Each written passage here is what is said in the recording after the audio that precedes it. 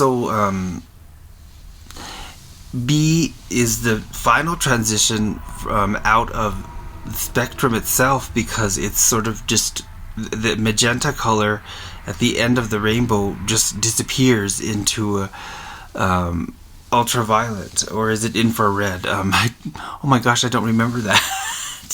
But anyway, that color is the transition from the physical and from what you can see to actually the ethers itself, and therefore the spirit and the spirit world. And so there's clearly a reason why the B would be associated with by a musician as ghostly, because it has that quality of airiness, but also kind of like a transparency. B sounds like I should be playing it here. I forgot to turn on my the B note sounds. Why don't we, let's turn on the keyboard now, or we're ready to play.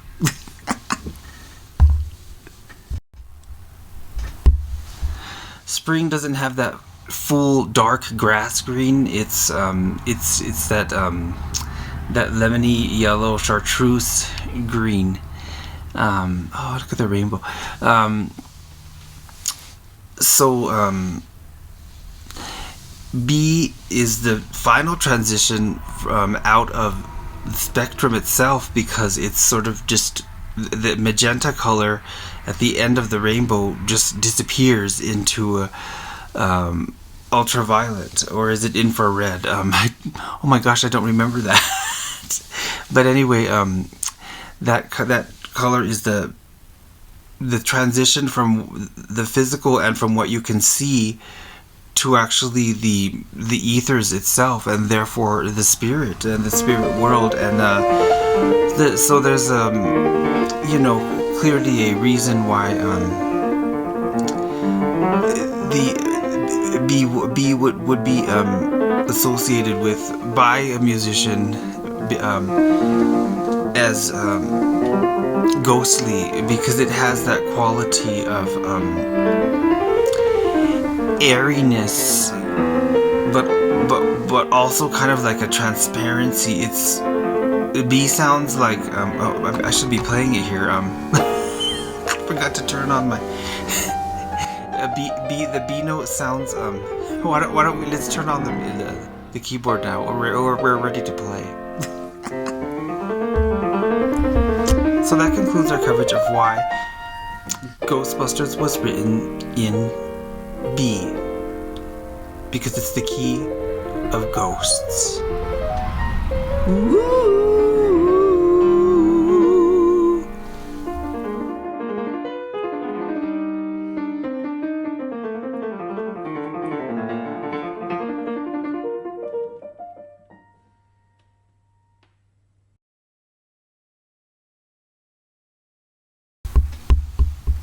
Here we are. So, B. Me. This is also a B in, how do you say, A432 hertz. I just, tune and, perform by default to A432 hertz scientific tuning. I don't know if it sounds better, but to be honest, I prefer just singing in A432. I think it's easier on my voice, especially like when you're making like woo, like pitch bending changes. Like it's like A32 is like just a no-brainer to me. But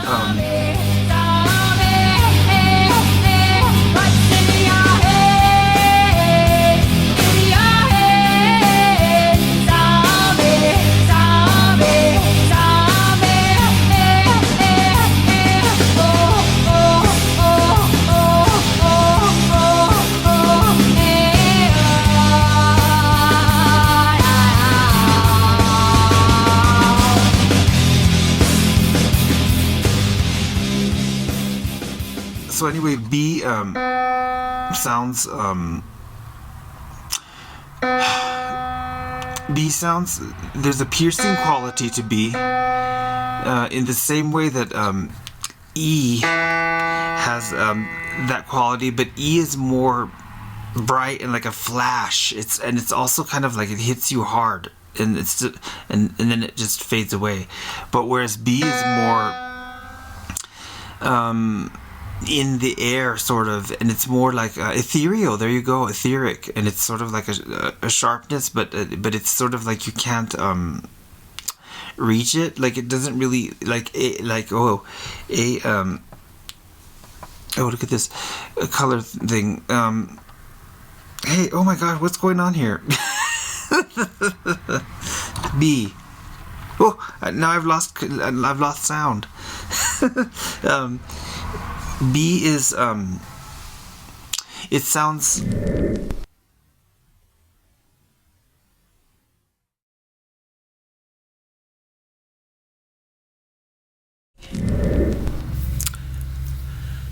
Why the Ghostbusters theme was written in B major?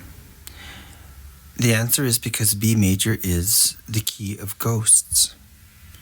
Now, to explain this, part one, our hearing is spectral.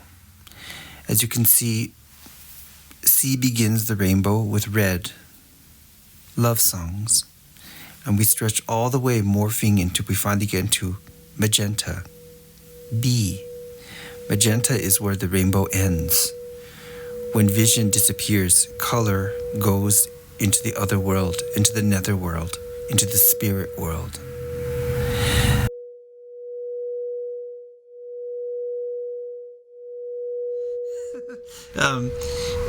B is it sounds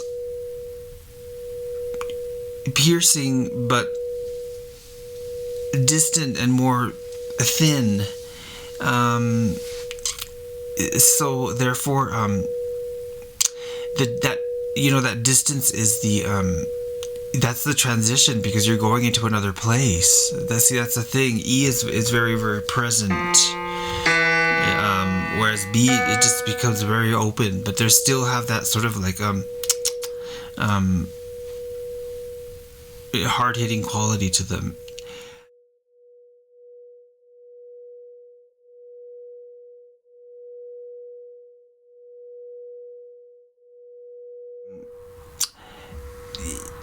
B is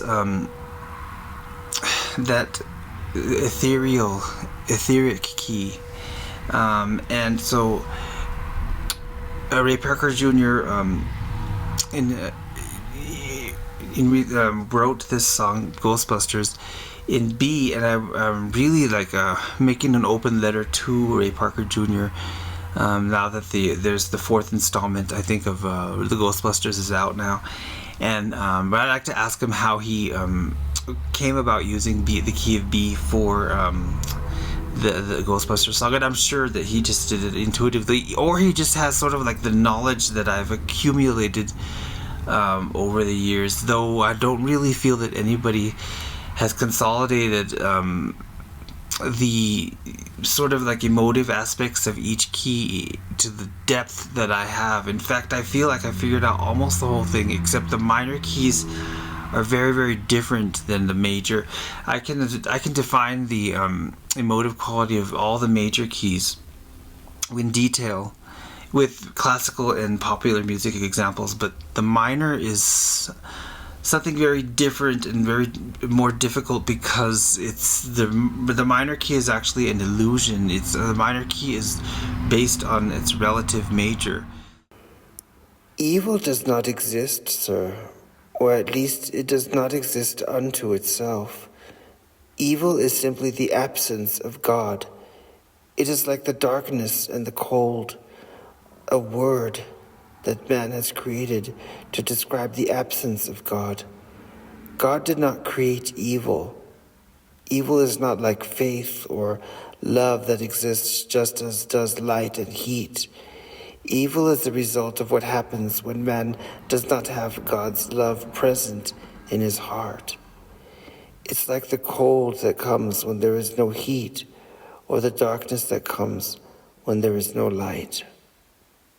Albert Einstein.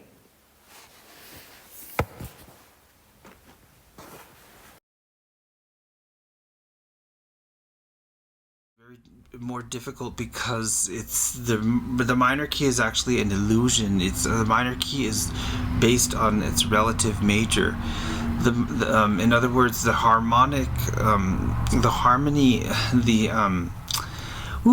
I woke up too early. Let's just call it the harmonies that exist in the chord progressions of a minor key are all actually relative to its major key, its relative major. So a minor key doesn't really exist unto itself in a harmonic way. In fact, I always teach my students to think of in the major key when you're thinking of minor. And if you actually, part of one of my proofs is if you do really just look at YouTube, these sort of collections that YouTube I think automatically makes by AI, and it just says songs in A or songs in E, and then it'll just show a list of all these popular music songs, and they're all in A. But what's interesting is that they'll have like if it's in G, a list of songs in G, they'll have E minor in it, and it's like, well, and then you think, well, why would there be E minor songs if these are a list of songs in G? Well, it's because E minor is the relative minor of G, so even the AI understands that. Another reason why the foolishness of the Adam Neely kind of mentality is to sort of make assumptions and squash everybody that gets in your way of your belief system. It's getting into religion, folks, isn't it? You little heathen brat, Adam Neely.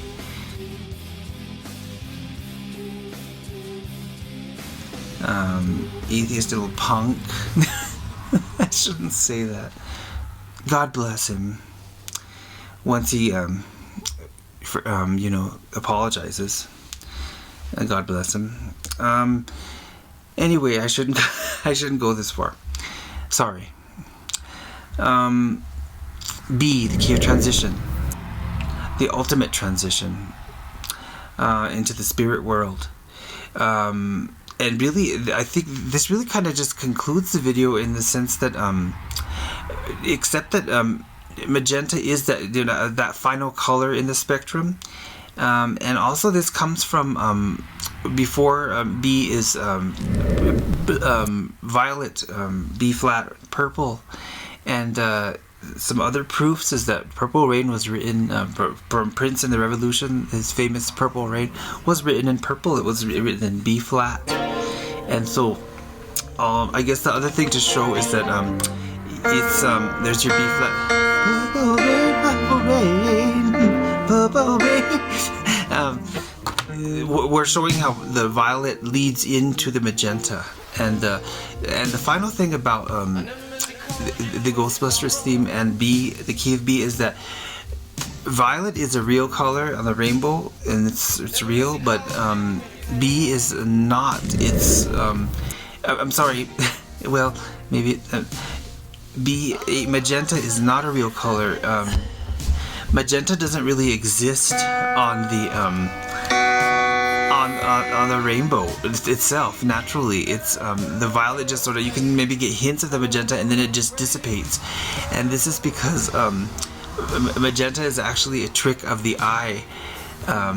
It's the same thing as it's similar to like let's see, olive green is a combination of orange and green, and so this is an unnatural color, and it's actually a supernatural color and a magic color, just as purple is not really violet. It's a mixture of blue and red, and that creates purple. That's why you get royal purple, and purple is always associated with royalty. But purple is a magic color.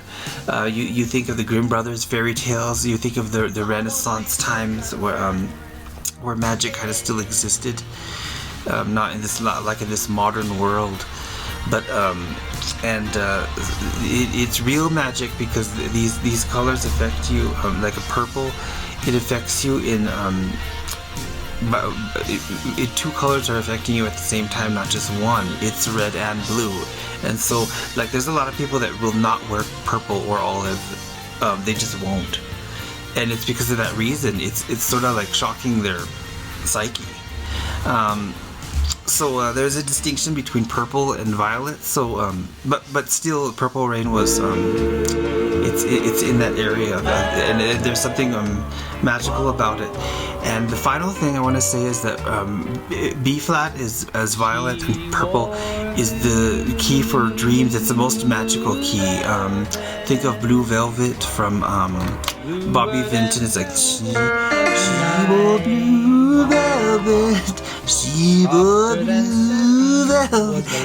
And whereas so there's magic in that key, and whereas B becomes more, it has that element of magic because it's coming from there, but it's really kind of going again into the actual spirit itself. It's the magic almost becomes real, and that's therefore the spirit world, what lies beyond, but also the spiritual connection that we have to that world itself.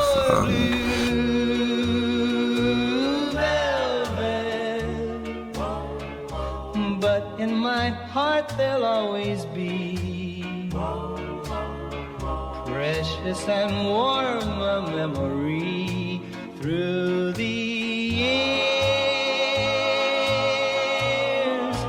and I still can see blue velvet through my tears.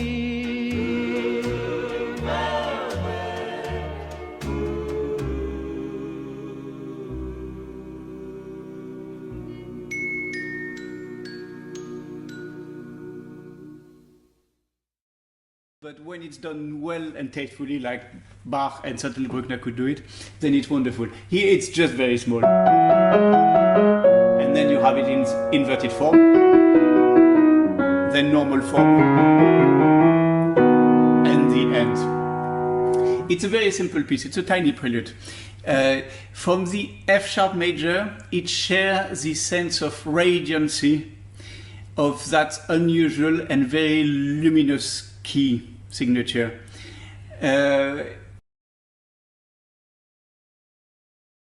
It has, at least that's how I perceive it as a musician, it has something almost angelic about it. And again, that's something that I would try to play slightly differently in B major than I would, for example, if it was in a lower key like G major.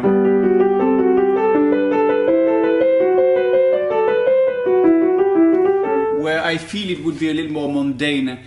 B major, it's not quite so earthly. So I usually put the soft pedal and try to create a sound more thin and fragile.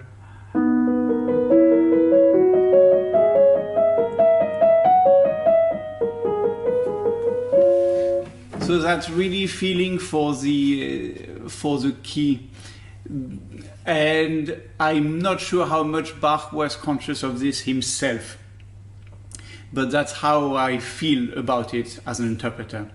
The fugue is absolutely wonderful, but there is not a great deal that. And it is perhaps the only one which makes an overt display of virtuosity. And it's a virtuosity that is very typical of the time. So it's a lot of scales and a lot of this pattern that you hear at the beginning.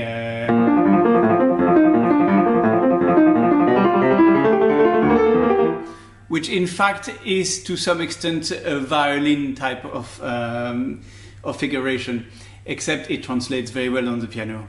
The runs are broken halfway through the piece by something extremely grand and rather pompous. So when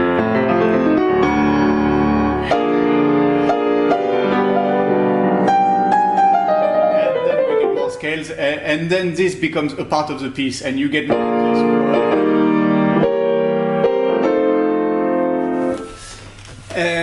but after all this energy is spent, in fact, we end the piece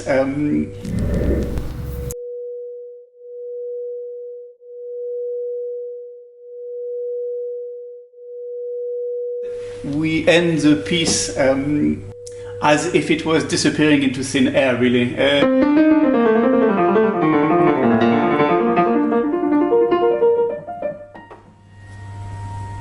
And that's it.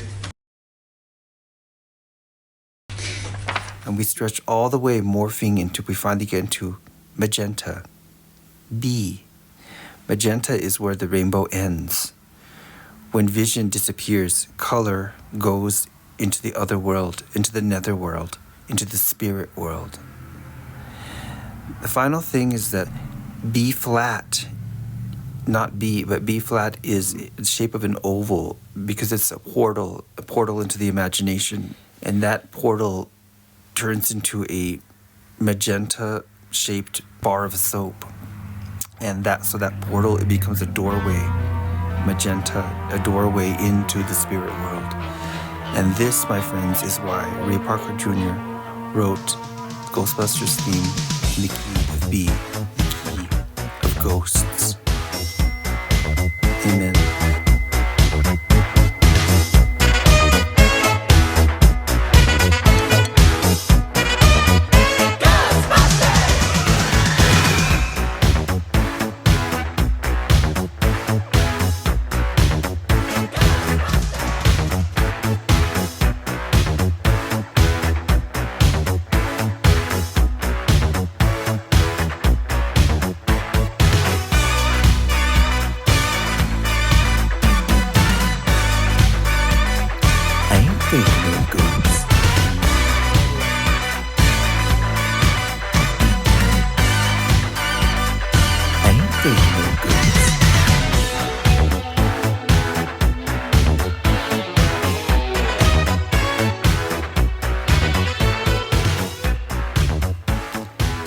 You want me, Adam Neely? I